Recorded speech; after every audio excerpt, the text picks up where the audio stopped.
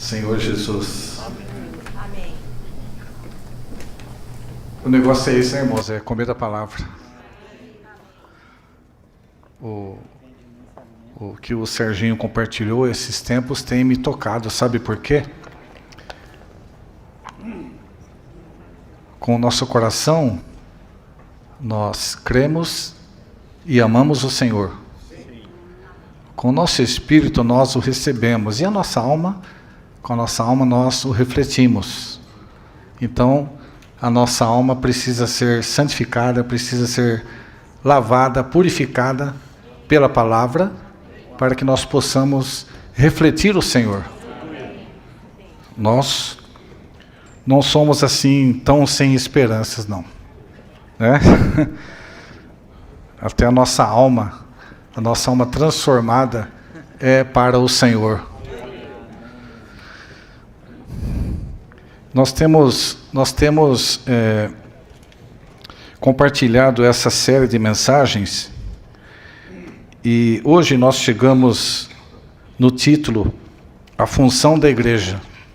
E a sábado que vem também vai continuar com esse assunto, mais precisamente no versículo 16 de 1 Timóteo, capítulo 3. Eu gostaria que os irmãos lessem comigo esses versículos de 1ª carta de Paulo a Timóteo, versículos 14 a 16.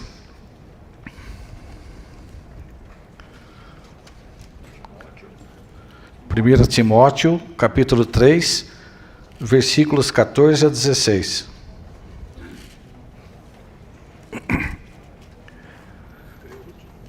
Eu vou esperar os irmãos acharem, que é importante que todos leiam. Escrevo-te, vamos ler comigo. Escrevo-te estas coisas, esperando ir ver-te em breve. Mas, se eu tardar, escrevo para que saibas como se deve proceder na casa de Deus, que é a igreja do Deus vivo, coluna e base da verdade. Evidentemente, grande é o mistério da piedade. Aquele que foi manifestado na carne, justificado no Espírito, visto por anjos, pregado entre as nações, crido no mundo, recebido no alto em glória. Amém. E até aqui, nesse ponto, no livro que Paulo escreveu a Timóteo, nessa carta de 1 Timóteo, ele tratou de bastante coisas importantes. Ele falou, né, sobre ensinamentos diferentes. Paulo estava inoculando Timóteo, né? Nesses livros de Timóteo, 2 Timóteo, Tito e Filemão, são livros que nos falam de uma inoculação para a igreja. E essa inoculação, né, porque no livro de 2 Timóteo, Paulo já começa a tratar da igreja que estava em declínio. Mas até aqui ele estava falando sobre o quê? Sobre os ensinamentos diferentes, contra os ensinamentos diferentes. Em lugar dos ensinamentos diferentes, ele disse que nós precisamos nos ocupar e focar na dispensação de Deus. Que ele fala, né, no versículo 3, no capítulo 1,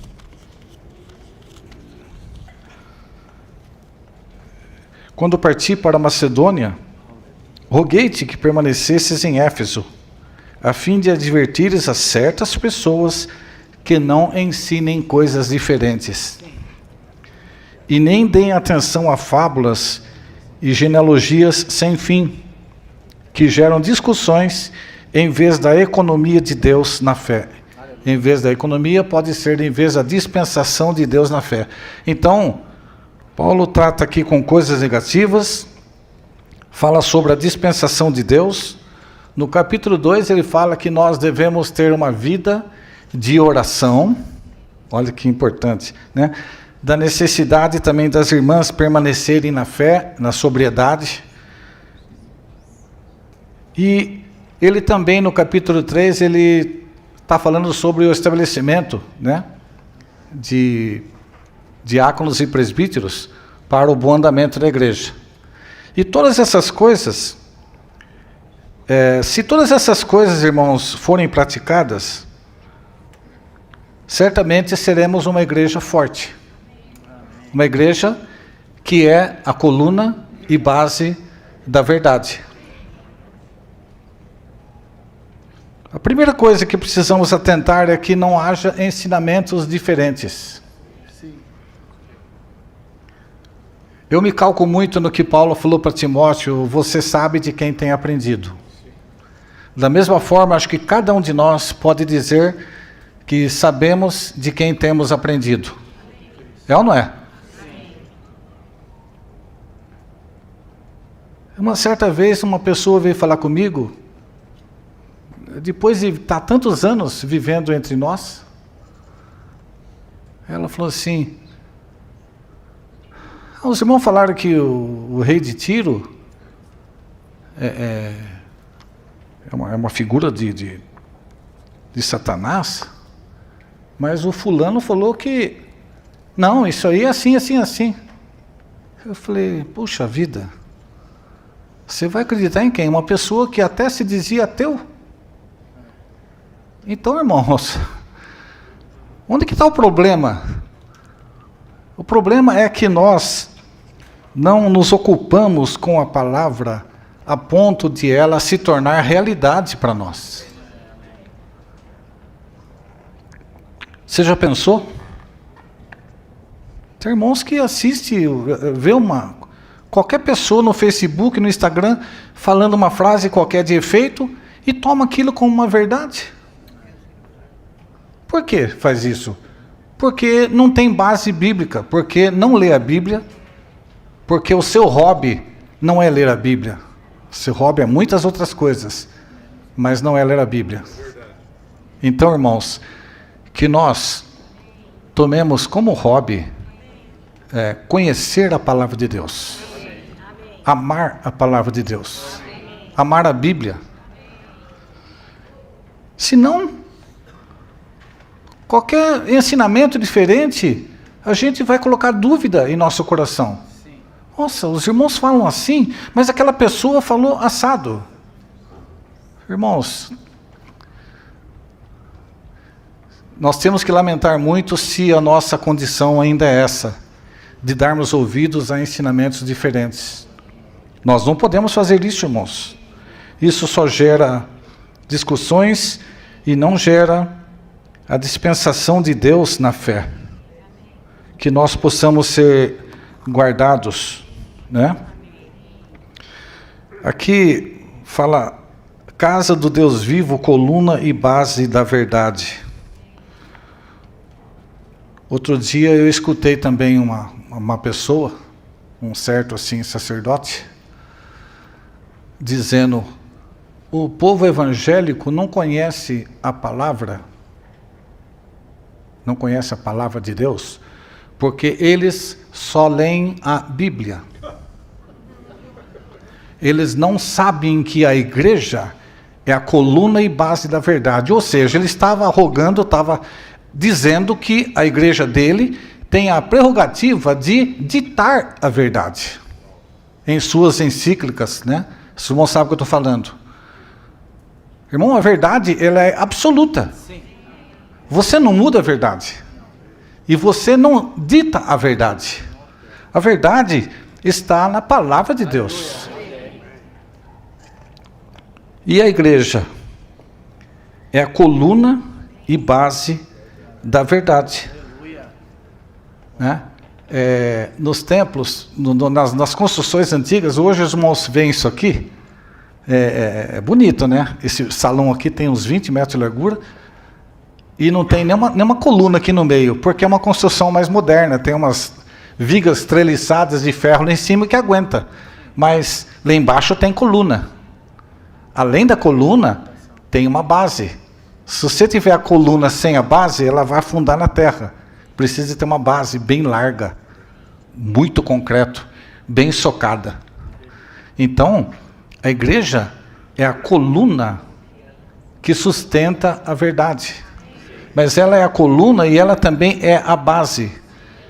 Veja, irmãos, como o apóstolo Paulo, como o Senhor realmente encheu esse nosso irmão de sabedoria para nos falar assim, de tal forma, né, que a igreja é a coluna e base da verdade. Irmãos, uma coluna, como dizia o nosso antigo ministro, é imexível. Uma coluna não se mexe. Você tem que se achegar à verdade. Mas a verdade não pode se acomodar ao seu estilo de vida. Certo? A palavra de Deus é a palavra. A verdade é a verdade. Nós temos que nos achegar à verdade e não achar que... os irmãos falaram assim, mas eu acho que se eu fizer assim não tem problema, porque isso, porque... Bom, os irmãos sabem, né? A verdade, ela precisa estar sustentada, né, por essa coluna e essa base. O algarismo romano 1 fala assim: a casa de Deus modifica a igreja, e coluna da verdade também modifica a igreja. Irmãos, vamos simplificar essa gramática aqui? Não se preocupe com essa palavra modifica. Aqui significa o seguinte: a casa de Deus caracteriza a igreja. Ou seja, uma característica da igreja é que ela é a casa de Deus. Amém? A outra característica da igreja é que ela é a coluna e base da verdade. Aí, a própria continuação da frase explica: casa de Deus e coluna e base da verdade descrevem o que a igreja é. Então, não se preocupe com essa palavra modifica. Amém? Mas se eu tardar, 1 Timóteo 3,15, escrevo para que saibas como se deve proceder na casa de Deus, que é a igreja do Deus vivo, coluna e base da verdade. O algarismo romano 2 fala assim: a igreja é a casa de Deus. Muito bem. A expressão a igreja de Deus indica que a igreja é possuída por Deus, tem a natureza de Deus e é constituída com o elemento de Deus. O que sobrou para o homem aqui? Nada.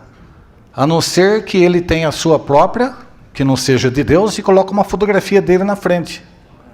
Como tem muitos. Certo? Você pode falar que aquela igreja é dele, porque uma foto está lá, né? Mas a igreja, irmãos, ela é possuída por Deus. Por que a igreja é possuída por Deus? Porque Ele a comprou. Se Ele fosse somente a origem e constituída com o elemento dele, mas Ele não tivesse comprado, ela não seria dele. Olha, esse versículo é maravilhoso, hein? Atos 20, 28 fala assim: olhai por vós mesmos e por todo o rebanho, no meio do qual o Espírito Santo vos pôs por supervisores. Supervisor é a mesma palavra para bispo, né? Para apacentar a igreja de Deus, a qual ele adquiriu com o seu próprio sangue. Olhei o Hamilton, agora lembrei.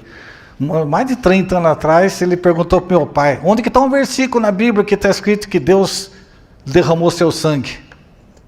E ele não respondeu, né? Então, irmãos, Deus derramou seu sangue e com esse sangue ele comprou a igreja. Por isso a igreja é sua. A igreja é dele. E a igreja é originada em Deus e tem Deus como sua natureza e essência, que são divinas, universais e eternas. Aleluia. Puxa, irmãos, dá vontade de ficar nesses pontos aqui, né? Ele é originado em Deus e tem Deus como sua natureza e essência, que são divinas, universais e eternas. Aquilo que o irmão Ezequiel compartilhou no começo. Nós somos gerados de Deus, temos sua vida e natureza. A vida e natureza dele que está em nós é o que, né, nos faz parte da sua família, da igreja. A igreja, irmãos, só pode ter a elemento de Deus. A igreja é Cristo. O corpo de Cristo. Quando eu falo o corpo de Cristo, nós somos membros que estamos todos neste corpo. Temos a vida de Deus. Com essa vida, nós podemos expressar Deus. E assim que expressamos, né, Deus ganha a glória na igreja. O 1 Coríntios capítulo 10, versículo 32 diz assim: não vos torneis causa de tropeço, nem para os judeus, nem para gregos, nem para a igreja de Deus. Então, irmãos, são muitos versículos nos mostrando que a igreja, ela é originada em Deus, né? A igreja, ela é eterna, e a igreja é possuída por Deus e constituída com o elemento de Deus. Muito bem, a igreja é a casa de Deus. Esse é o algarismo romano número 2. Agora, quando nós falamos no algarismo romano 3, que a igreja de Deus é a casa do Deus vivo, certo? A igreja de Deus é a casa do Deus vivo. Quando fala que ele é um Deus vivo, significa o quê? Que nós que nascemos dele também somos vivos e fazemos parte da família de Deus. Então a igreja é a casa do Deus vivo, mas a casa de Deus é a família de Deus. Efésios 2,19 fala assim: já não sois estrangeiros e peregrinos, mas concidadãos dos santos e membros da família de Deus. Então todos nós somos concidadãos uns dos outros e membros da família de Deus. A casa de Deus é a família de Deus, certo? Nós, na nossa cabeça, casa é uma construção. E a família são as pessoas que moram na casa. Mas você pode falar que a casa do Sebastião inclui toda a família do Sebastião. A casa do Zezinho Afonso, se você quer orar pelos filhos do irmão e esquecer o nome, você fala: abençoa, Senhor, supra a casa do irmão Zezinho Afonso. Quando você falou da casa, incluiu toda a família dele. Amém? Não se esqueçam da casa do João Pizarro. Então, irmãos, a igreja é uma casa do Deus vivo. Por quê? A questão não é agora mais que ela foi originada em Deus, não é que ela é possuída por Deus, certo? E tem o elemento de Deus. Mas o elemento de Deus que está nessa casa, que é uma família, né? Eu vou ler aqui. A habitação, a casa e a família são uma só entidade. Um grupo de pessoas chamadas e regeneradas pelo próprio Deus.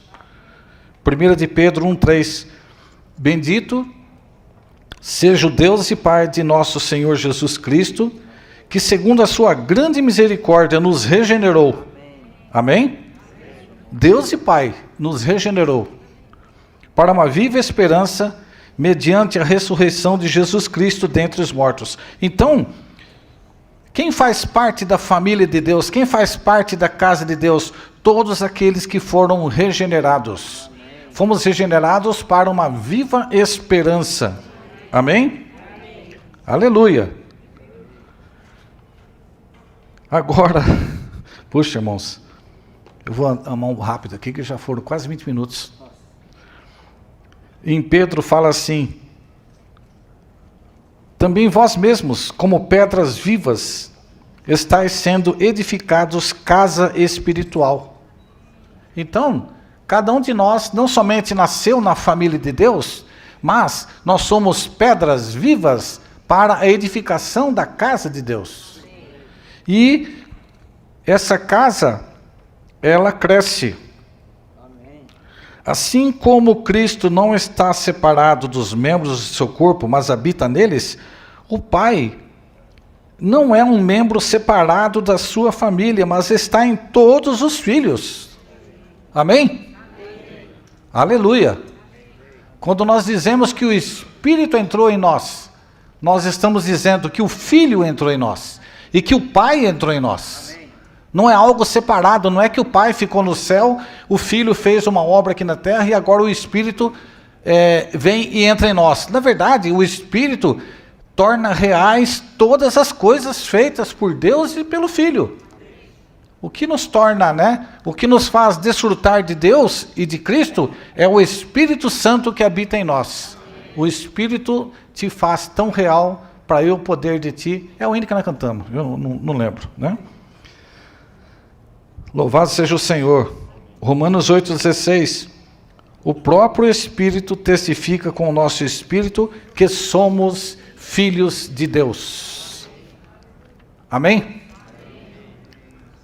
Quem é filho de Deus aqui? Amém. Louvado seja o Senhor. Amém. O Espírito testifica com o nosso Espírito.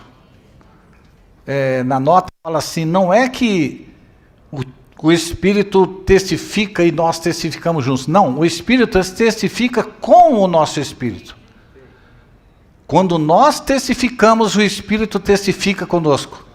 Então, irmãos, vamos fazer essa oração. Vamos testificar com o nosso Espírito que somos filhos de Deus. Amém? Amém. Aleluia.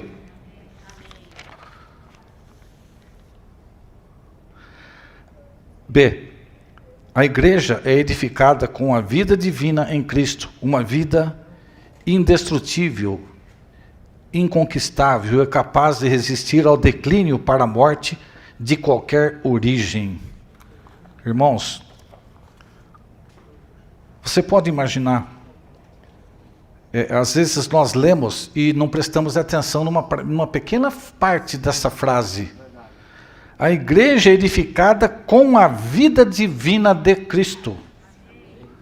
A vida divina de Cristo está dentro de cada um de nós, e essa vida, essa vida é que edifica a igreja. Mais uma vez, irmãos, não temos parte em nosso ser natural, mas temos a vida divina em Cristo, que é uma vida indestrutível. Ela é capaz de resistir ao declínio para a morte de qualquer origem. Puxa, irmãos. Louvado seja o Senhor. A verdade e a vida são o próprio Cristo. João 14,6. Respondeu-lhe Jesus: eu sou o caminho e a realidade e a vida. Ninguém vem ao Pai senão por mim. Então, a verdade e a vida são o próprio Cristo. Aqui fala que a vida é o elemento interior e intrínseco. E verdade é a definição exterior e explicação. Mas tanto a vida como a verdade são Cristo. Certo? Olha só o que fala aqui em João 18:37. Então lhe disse Pilatos: logo tu és rei? Respondeu Jesus: tu dizes que eu sou rei. Eu para isso nasci e para isso vim ao mundo, a fim de dar testemunho da verdade. Aleluia. Ele dá testemunho da verdade. Amém? A vida que estava nele dava testemunho da verdade. Quando cada um de nós tiver um crescimento nessa vida divina, nós vamos dar testemunho da verdade. O que significa o testemunho da verdade? Você testifica a respeito da verdade. A pessoa sabe que olhou para você, você ali é uma pessoa que testifica a respeito da verdade. Você não tem dolo Nós não temos dolo, não temos segundas intenções, mas nós encaramos a verdade como o próprio Cristo. A verdade e a vida são o próprio Cristo. Ó Senhor Jesus. A experiência do Senhor como vida está contida no Senhor como verdade. Para experimentar o Senhor como vida, devemos conhecer a verdade. E conhecereis a verdade, e a verdade vos libertará. Se, pois, o Filho vos libertar, verdadeiramente sereis livres. A questão é essa, irmãos. Para experimentar o Senhor como vida, devemos conhecer a verdade. Sabe? Você só consegue valorizar o Senhor como vida se você o busca na palavra. Se você o tem, né? E tem aqueles que não buscam porque eles não sabem ler. Será que o Senhor é injusto? Não, né? Apocalipse, irmãos, fala assim: bem-aventurado aqueles que leem e aqueles que ouvem a palavra.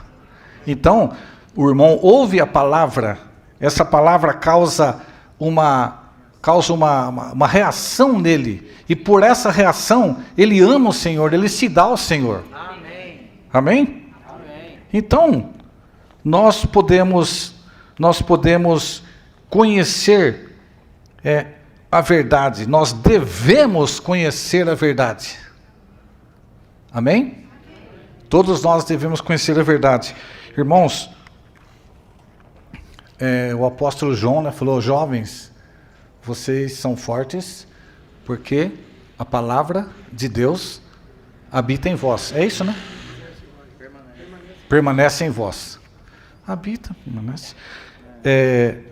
A questão, irmãos, nós somos fortes, não é porque somos turrão, porque somos queixo duro. Não, é porque a palavra habita em nós. A palavra nos faz fortes. O conteúdo da igreja deve ser o crescimento de Cristo em nós como verdade e vida. Agora,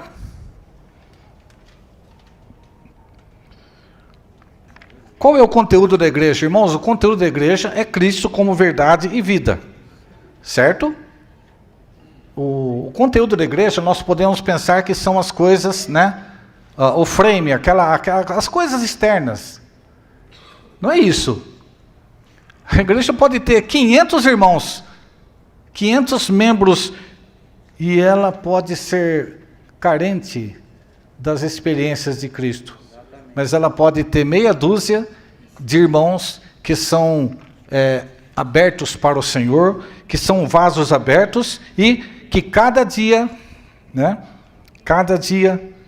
há o crescimento de Cristo neles como verdade e como vida.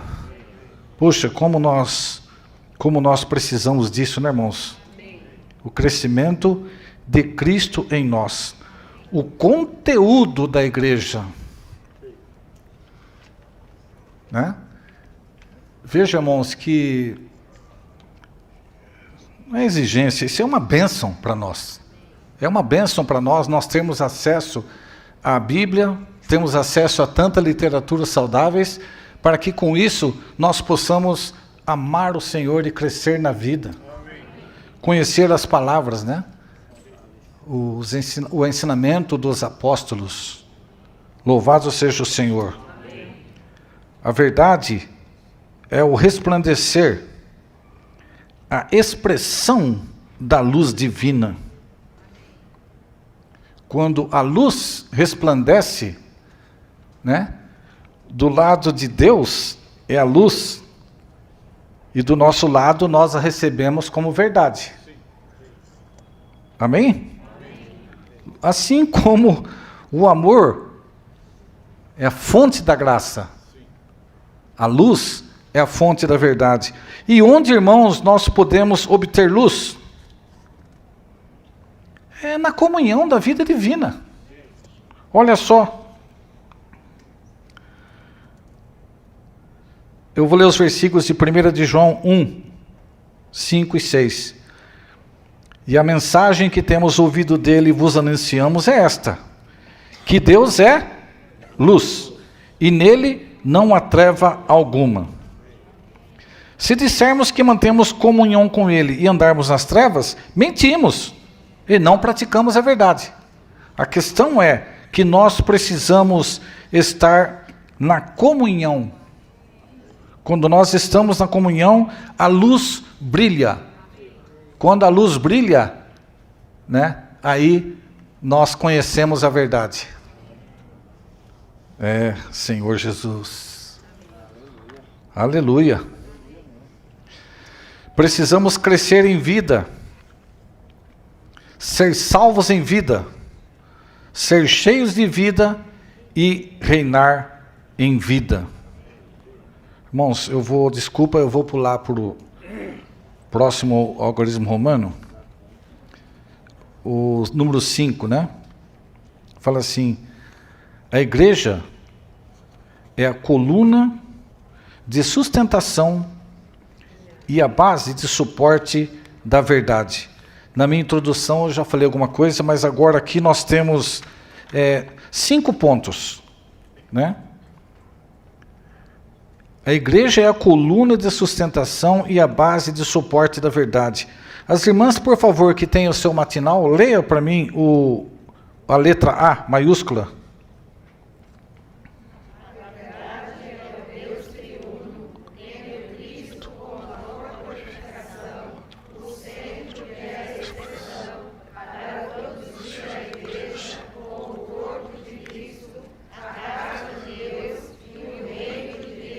Amém. Olha só, irmãos, prestar atenção, a verdade é o Deus triuno, tendo Cristo como a corporificação, o centro e a expressão, para produzir a igreja como o corpo de Cristo, a casa de Deus e o reino de Deus. Puxa, irmãos, que frase, hein? O que é a verdade? Pilatos perguntou isso para o Senhor: o que é verdade? O Senhor nem respondeu, né? O que é verdade? Eu para isso nasci, para ler testemunho da verdade. Ele falou isso, né? Então, a verdade é o Deus triuno, tendo Cristo como corporificação. O que significa? Que Cristo é aquele que testifica a respeito do Deus triuno, que é a verdade. Não é só isso, mas ele é o centro e a expressão para produzir a igreja como o corpo de Cristo, a casa de Deus e o reino de Deus. Então nós podemos dizer que a casa de Deus, o reino de Deus, o corpo de Cristo, né, são produzidos por intermédio de Deus triuno como a verdade, tendo Cristo como sua expressão. Aleluia. A verdade em 1 Timóteo 3,15 refere-se às coisas verdadeiras reveladas no Novo Testamento a respeito de Cristo e a igreja, segundo a economia neotestamentária de Deus. Então, irmãos, a verdade, ela está ligada diretamente à economia neotestamentária de Deus. Refere-se a essas coisas verdadeiras reveladas no Novo Testamento a respeito de Cristo e a igreja. Então, a nossa maior verdade, o que nós mais prezamos é Cristo e a igreja. Olha só o que Paulo fala em Efésios 5,32. Grande é este mistério, mas eu me refiro a Cristo e a igreja. Aleluia.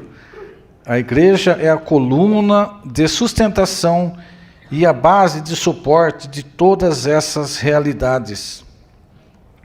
Uma igreja local deve ser esse edifício que sustenta, carrega e testifica a verdade, a realidade de Cristo e a igreja. Uma vez o irmão Sherman compartilhou lá em São Roque que nós precisamos da verdade, e nós, não só para nós, mas precisamos infundir essas palavras em nossos jovens. uma menina de 12, 14 anos, ela precisa conhecer a verdade. Nós precisamos conhecer a verdade, de tal forma que se há algum ensinamento diferente, qualquer um de nós pode recusar esse tipo de palavra. Os irmãos se lembram, uma vez chegou um meio lunático aí, começou a falar um monte de besteira, e os irmãos na hora falaram, eu não concordo e tal, e tiraram ele para fora, né? Porque, irmãos, até uma criança tem que perceber que aquilo sabe o que os irmãos estão falando agora, assim, é o sabor. Não tem o sabor. Não tem o sabor da palavra de Deus, não tem o sabor da restauração do Senhor, do ministério. Aquilo soa como algo diferente. Os irmãos, desculpa de eu insistir, mas nós, irmãos, precisamos conhecer a palavra de Deus e conhecer a verdade, de tal forma que não sejamos levados de um lado para o outro, como meninos agitados por todo o vento de doutrina. Certo?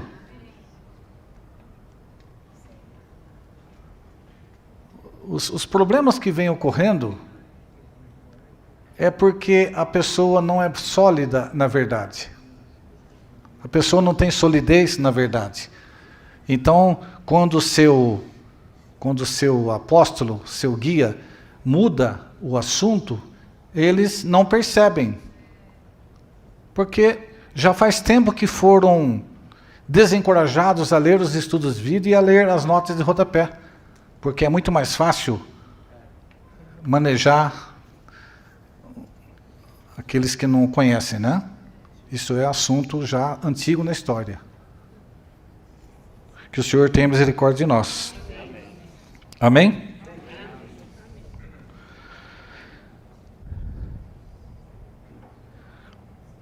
A igreja sustenta Cristo como realidade.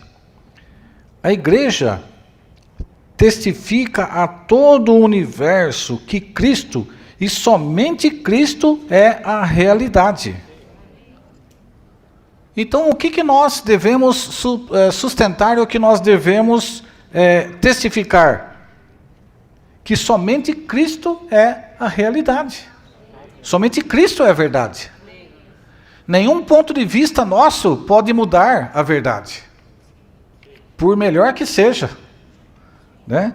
Nós devemos estar claros, irmãos, para detectarmos quando algo estranho está ocorrendo. Né? Eu vou contar um caso para os irmãos. Tinha um irmão, já faz muito tempo, ele já, coitado, ele já foi para o Senhor. Né? E eu gostei daquilo, sabe por quê? Ele foi escalado para ficar com os adolescentes, e eu estava lá. E ele ficou enrolado para falar. Aí os adolescentes falaram assim, você não estudou a mensagem, né? Ainda bem que eles perceberam. Né? Então, hoje, irmãos, graças ao Senhor, pelas reuniões de jovens, pelas reuniões de adolescentes que estão acontecendo agora lá embaixo, eles estão sendo, né, solidificados na verdade. Ninguém está lá contando historinha, né? Estão sendo solidificados na verdade. Cada um com a sua classe, né? na sua sala. Né? E tomem por base, irmãos, a conferência que tivemos de jovens aqui em Sumaré, a bênção que foi. A bênção que foi. A palavra como foi, né? Como foi dispensada, e a recepção dos jovens, e no transbordar dos jovens, os irmãos percebem que eles realmente foram infundidos com aquela palavra. Esse tipo de falar, irmãos, é o que nós precisamos para manter os jovens fortes na vida da igreja.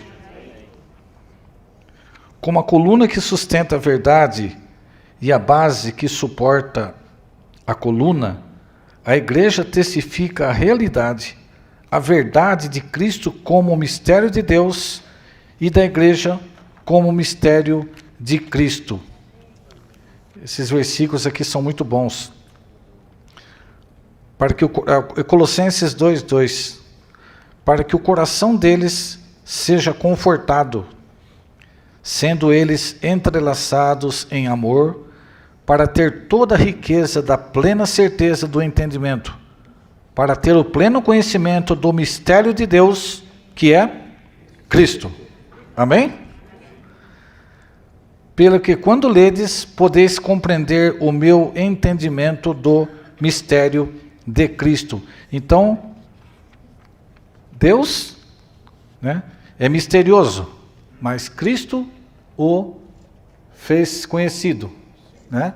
Então, o mistério de Deus é Cristo, mas Cristo também tem um mistério que é a igreja. Agora, o que a igreja faz? A igreja tem que testificar a respeito de Cristo. É ou não é? Para a igreja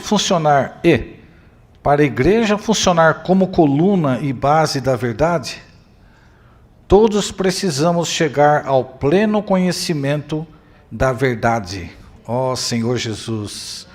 1 Timóteo 2:4, o qual deseja que todos os homens sejam salvos e cheguem ao pleno conhecimento da verdade.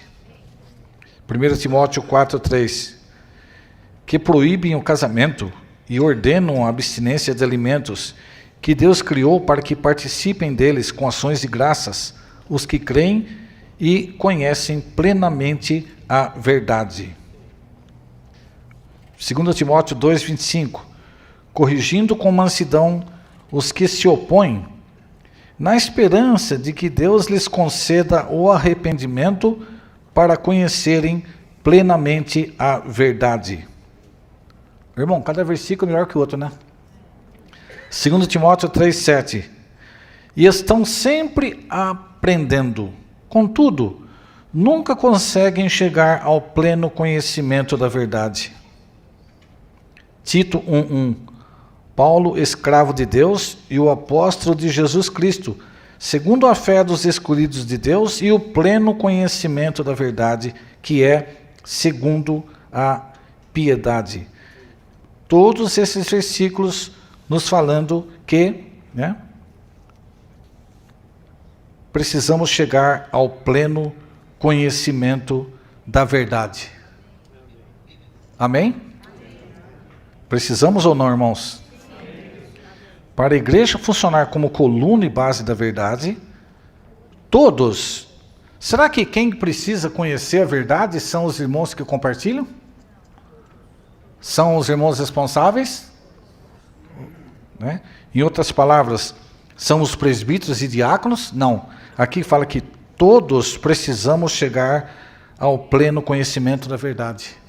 Cada irmão, cada irmã é responsável por conhecer a verdade.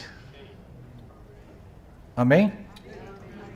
Então, irmãos, não vamos perder tempo. Vamos tomar isso, né?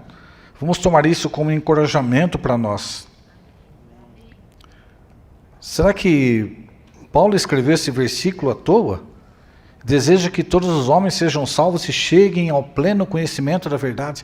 Nós precisamos conhecer a verdade. A única maneira do Senhor alcançar o seu objetivo é se a igreja for a coluna e base da verdade.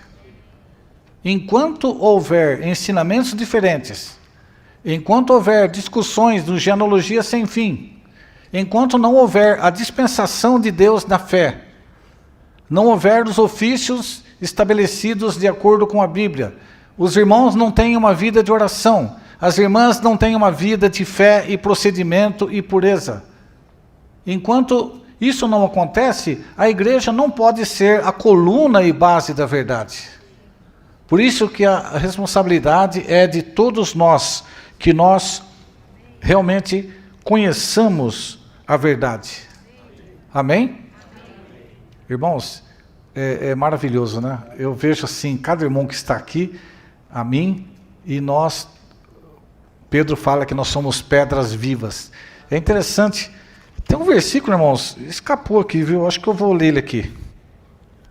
Efésios 2.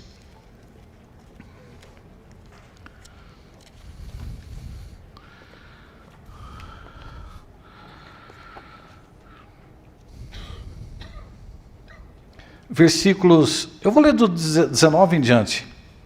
Assim, já não sois peregrinos, estrangeiros e peregrinos, mas concidadãos dos santos e membros da família de Deus. Então, nós não somos estrangeiros, irmãos, somos membros da família de Deus. Sendo edificados, nós somos edificados aonde? Sobre o fundamento dos apóstolos e profetas. O que é o ensinamento dos apóstolos e profetas? É a economia neotestamentária de Deus, certo? Sendo ele mesmo, Cristo Jesus, a pedra angular, no qual, quer dizer, em Cristo Jesus, todo edifício, sendo bem ajustado, está crescendo. Uma lavoura cresce, né, irmão Pedrinho? Mas uma casa de pedra na igreja, na Bíblia, ela cresce. Uma casa de pedra, de tijolo, nunca vai crescer. Mas Pedro fala que nós somos pedras vivas. Algo que é vivo é orgânico, ele cresce. A igreja é a igreja do Deus vivo. É orgânica, ela cresce.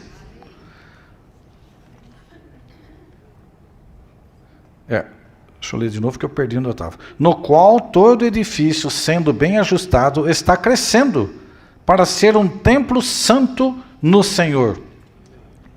Irmãos, aqui tem muitos versículos que nós pulamos, mas 1 Coríntios 3,16 fala que nós somos o templo do Espírito Santo, né? Então, o Senhor habita em nós e nós habitamos o Senhor. No qual, versículo 22, vós também estáis sendo juntamente edificados para ser a habitação de Deus no Espírito. Amém? Para sermos a habitação de Deus no Espírito. Então, o nosso Espírito é o lugar da habitação de Deus. O nosso Espírito é a casa de Deus. Eu gostaria que todos os irmãos lessem comigo Óculos Romano número 6.